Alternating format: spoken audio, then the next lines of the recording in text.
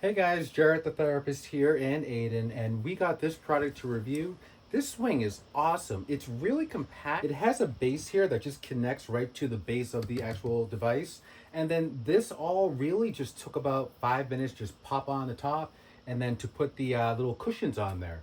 The material is extremely soft and plush. I mean, it's like almost like a velvet type of material, and it's great for going right against his skin. It doesn't get too hot, and he loves this so far. It has a 5-point restraint here, so if you lift this up, you can see that you've got the ones that go around the arms on both sides and the ones that go between the legs. And he has a nice little cushion that's right up here, and this can be adjusted with this strap right here as well.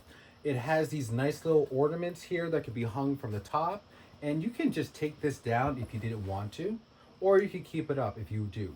And he likes to have this up here. Bless you. Bless you. He likes to have it up here because it is entertaining for him. Now, this does have a mesh netting here that can be added to it, so that way you can take this outside. And this does get plugged into the wall, and you can control it with this remote control here, but this can also take batteries too as well.